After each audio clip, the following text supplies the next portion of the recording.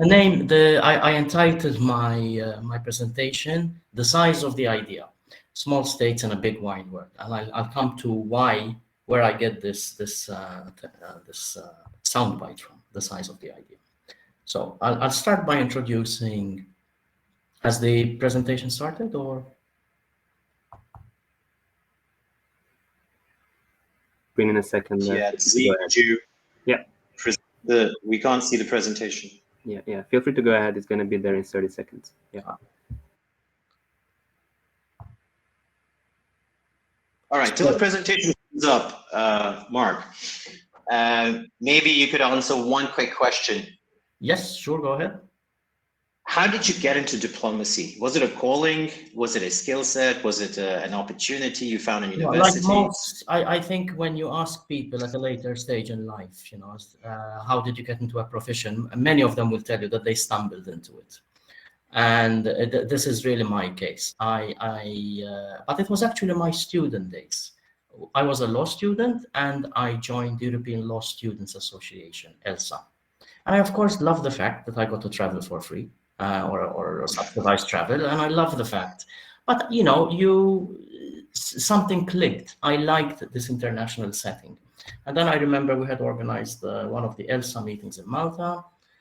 And it was quite exciting and motivating and invigorating. So I continued with my course, and this was pre-internet days. And one fine day, I opened the newspaper, and there was an advert in the Times of Malta. Do you want to represent your country? And I applied, and it's interesting, but I see the root of this calling, so to speak, in my student days, in being part of a student organization. So here we have my presentation, the size of the idea. Here we have a lovely picture of the fortified city of Valletta. It's a 16th century planned city, one of the first planned cities in the world, built on a grid plan. And you can go to the next slide. So I often think if I had to describe Malta as a haiku, I would say that it is a small sovereign island. Actually, it's a group of islands. So small islands, sovereign. Now, just how small is Malta? It is 316 square kilometers, and it hosts under 500,000 people. This is one of the most densely populated countries in the world, the third most densely populated, I believe. Just for perspective, what is 316 square kilometers? It is twice the size of Washington, D.C., and it is smaller than the island of Ibiza. And, if we have to take a step back and look at the Mediterranean, we will see that there are 500 islands in the Mediterranean. And one of them, Sicily, is as big as the Netherlands. But only one of them is sovereign and undivided, and that is Malta. So how does this happen? How does this really small island become sovereign? So I think the answer to this lies in, it's a combination of geography and history. And then the next slide, we'll have a look at, so if we could go to the next part of the presentation, there we will have a look at geography. So this is a map of the island. It's very hard to see, but if you look at numbers around the cluster of 47, 34, and 16, there you will see the Grand Harbor.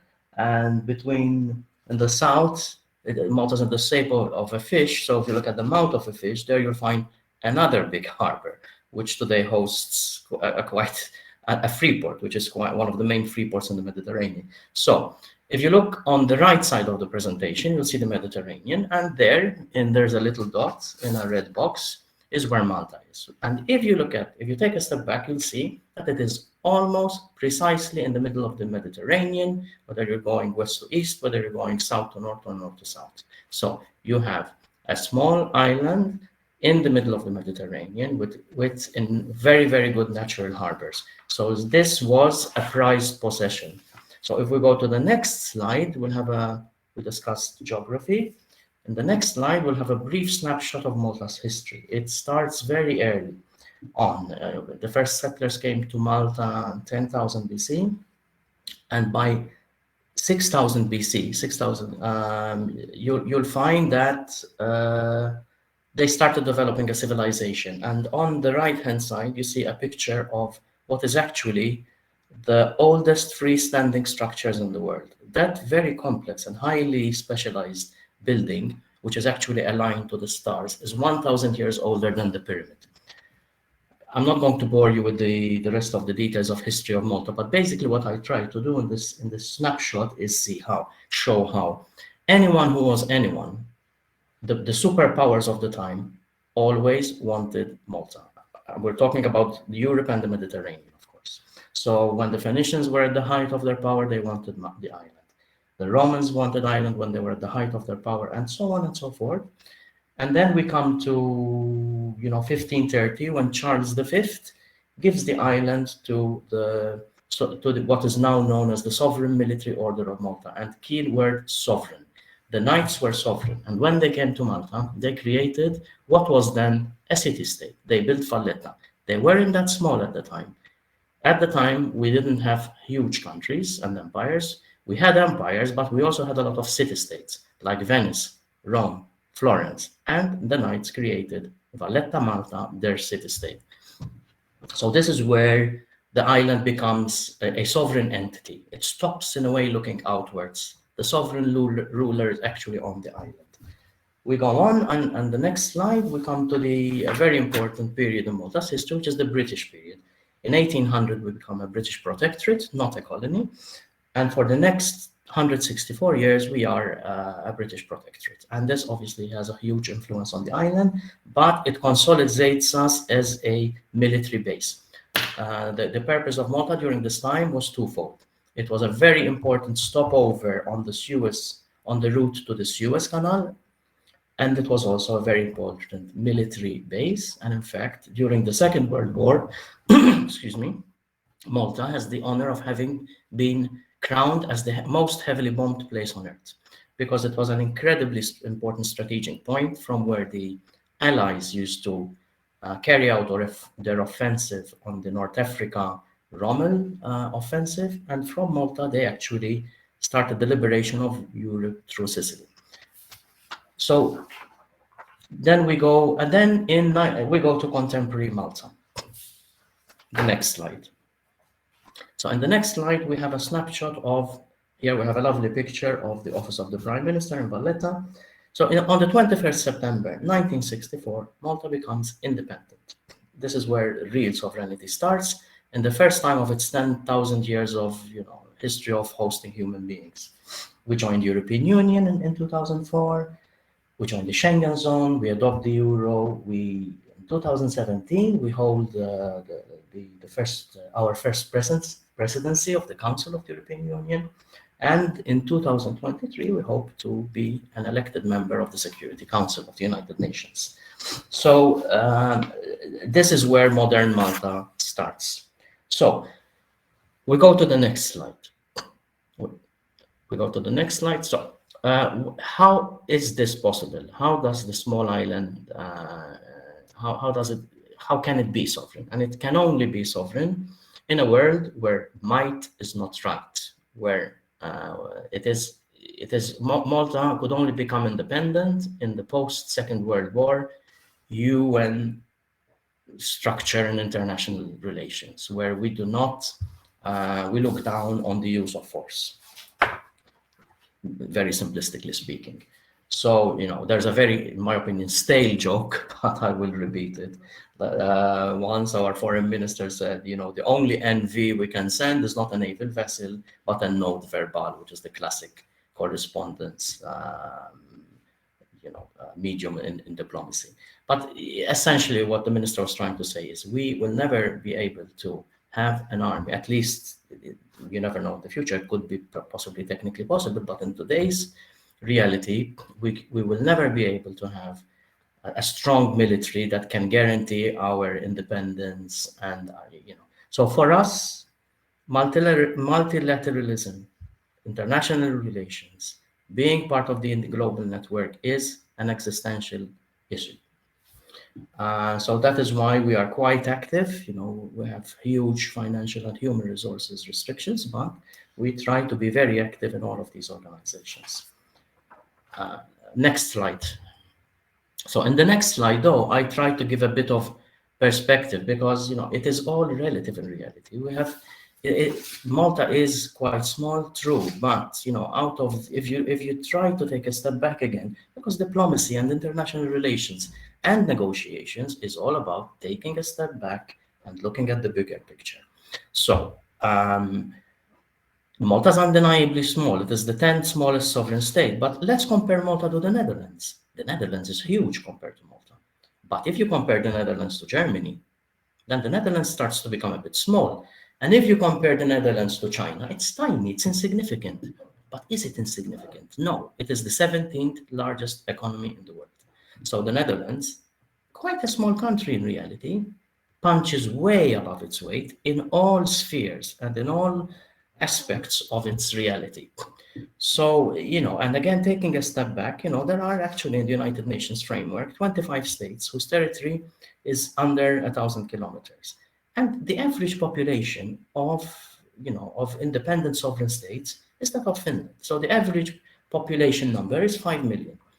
So I think it's very important that we keep this in mind, because when we keep this in mind, we understand how complex and how delicate the multilateral frameworks are.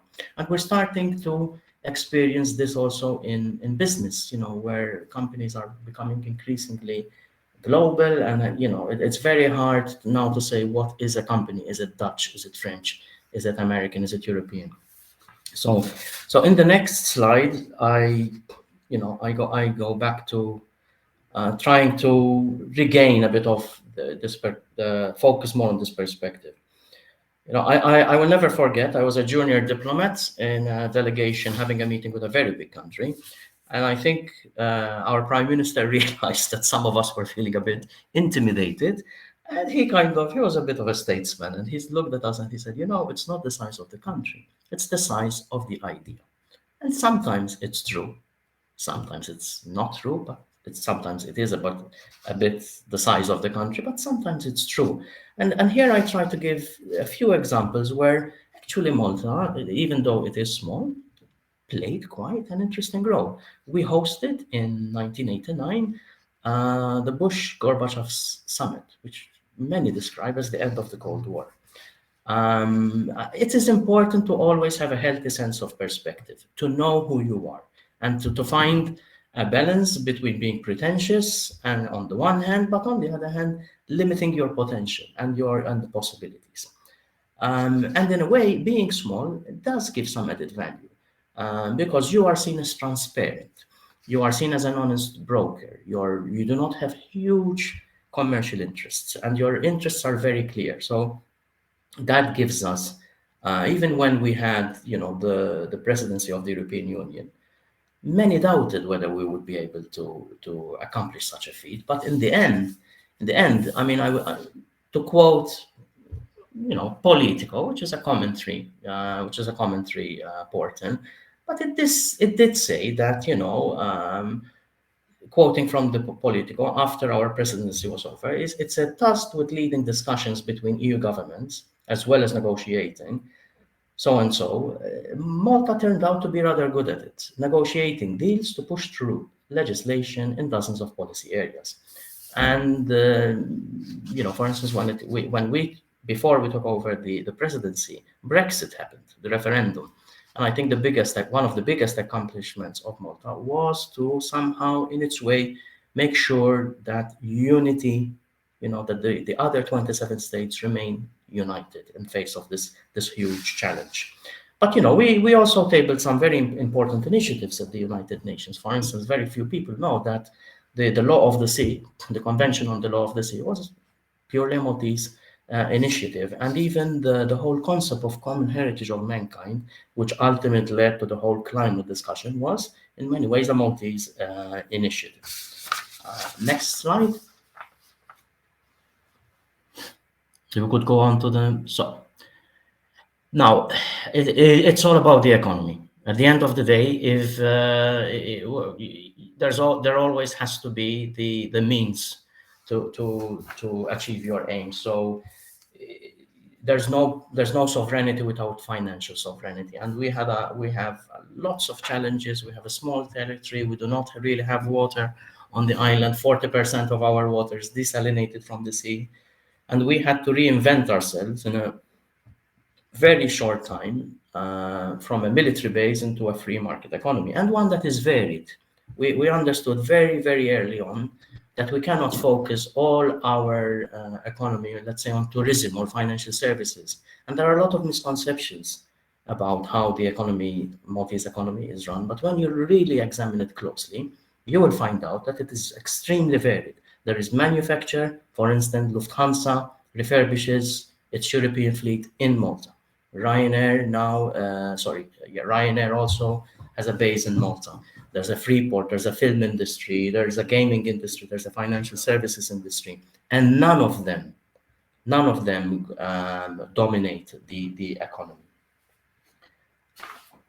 Next slide, and I'm soon coming to the end of my presentation. So if we look at Malta, we see that it has quite it fares relatively well when it comes to socio-economic indicators. We have a high GDP, very close to that of France. We've had one of the fastest growth economy, especially pre-COVID, and now the projections for Malta from the European Union projections for Malta as a post-COVID recovery are quite positive. We have the lowest inflation in Europe at the time. For the time being, we still have very low unemployment, and there's a good indications in terms of economic growth post-COVID. So coming to the last, almost the last slide. At the end of the day, it's about vision. Whatever you do in life, whether you have a business or whether you are running a country, it's about having the right vision. And we have a very famous anecdote back home, famous that is on the island of Malta. Our first prime minister, who was an incredible visionary, he was asked when Malta received independence, and it was a tongue-in-cheek question. So what is your vision for this new country? And he understood that the person who was asking the question was trying to make fun of him, basically, to belittle him. And he very kindly replied, and I write it in Maltese and in English. He said, "I just want Malta to be a country where you want to live in, where one wants to live in." And he said this against the background of mass emigration. People were leaving the island by the thousands. It was not a nice place to live in at the time. So, but he still had a vision in spite of huge challenges. People, like I said, not a very happy reality. And I think if we go back to the previous slide, the first prime minister would be quite happy, would be quite pleased with himself to actually see that, yes, Malta is a place where people are quite happy living in. And that brings me to the end of my presentation, and my last slide simply says thank you in Maltese.